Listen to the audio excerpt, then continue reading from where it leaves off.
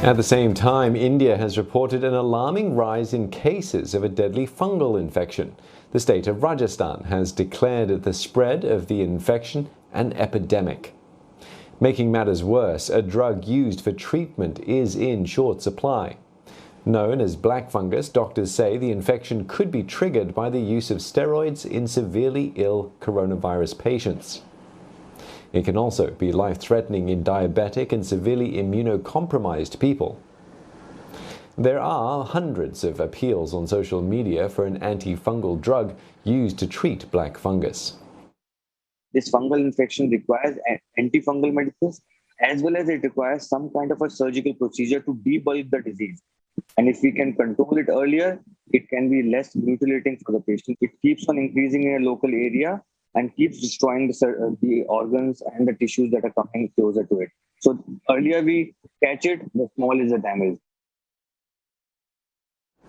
India's second pandemic wave has not only stretched the country's healthcare system, it's also taken a toll on doctors.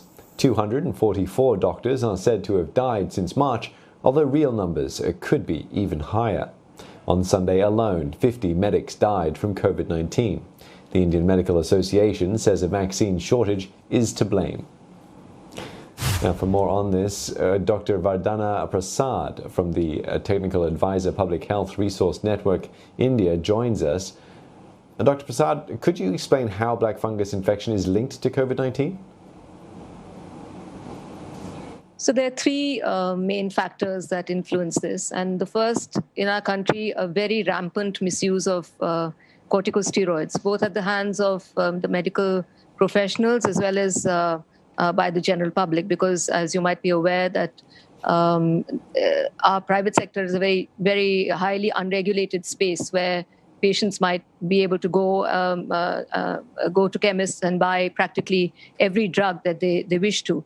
At the same time, we're also seeing medical practitioners using steroids extremely irrationally. I have personally witnessed hundreds of prescriptions where a standard format 15-drug prescription is distributed to patients, which includes, most certainly includes steroids, sometimes even 2 steroids. So steroids being given too early, steroids being given without due indication at too high doses, and often more than one steroid at a very large scale. So this is definitely one factor.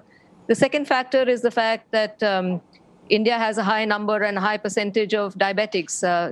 We're known as the diabetic country of the world, and many of these are undiagnosed, and many of these are also very poorly controlled. So the combination of steroids and diabetes, and uncontrolled diabetes, which is exacerbated by steroid use, becomes a very fertile ground for secondary infections and opportunistic infections like mucormycosis.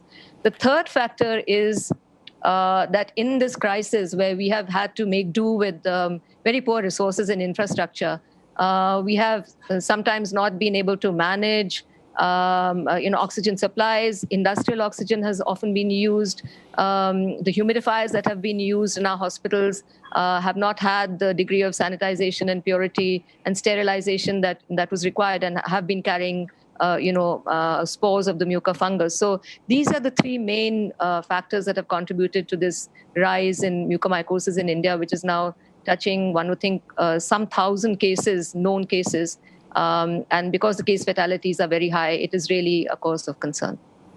Dr. Vandana, a very specific antifungal drug is required to treat mucormycosis, otherwise known as black fungus, but there's a shortage of it. Why is India facing a supply crunch now? So we've been having shortages of practically every drug and vaccine that we require in the country. It's a huge surge. And I must say that our preparation for this surge was fairly inadequate. So we have been facing shortages of vaccines, facing shortages of necessary drugs, even steroids where they're required in hospitalized patients. Dexamethasone has been in short supply. Even paracetamol is in some areas has been in short supply. So the lack of amphotericin B is not very highly surprising. remdesivir and so on, other such drugs that are still part of the protocols in many parts of the country, are in short supply. The other problem is black marketeering and hoarding, because as I've been saying, that the ability to just go out and purchase drugs in this unregulated spaces is a terrible problem in the medical profession, in the public health sector. And people are hoarding and amphotericin B and then selling it for profit. So we are seeing that a single vial of amphotericin B might be selling for 10 times as much as its MRP in the black market, and being given to people who don't necessarily need it. So it's a double whammy. People who don't need drugs, people who don't need steroids are getting steroids. People who need steroids are not necessarily being able to access them. And the same goes for amphotericin B. But I believe that the government is taking very rapid steps to source it now, and about 10 million doses have been asked for. It's also very expensive, and many people in our country would not be able to afford it unless it is being made available through the public health system, and the reach of the public health system is itself problematic.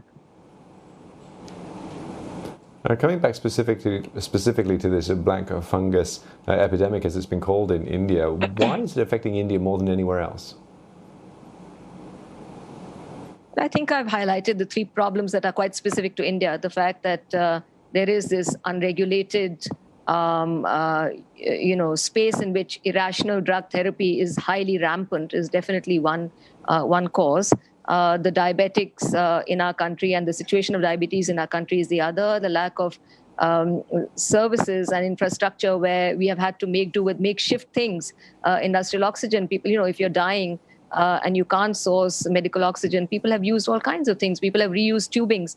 People have had to reuse humidifiers and so on. And so the lack of sterilization. So these were the three factors that I referred to, which are typical to to low and middle income countries, where a lot of focus has not been given on strengthening the public health system and on regulating the private healthcare, which is more than 75% of our healthcare at this moment of time. So these are long-term issues that have always created problems for the Indian public health situation. And we have been hoping that this pandemic kind of sparks a much, much higher attention to public health system strengthening in this country, to make sure that these things don't arise when the third wave happens to strike us. Dr. Vandana, thank you very much for your views. Dr. Vandana Prasad there from the Technical Advisor Public Health Resource Network.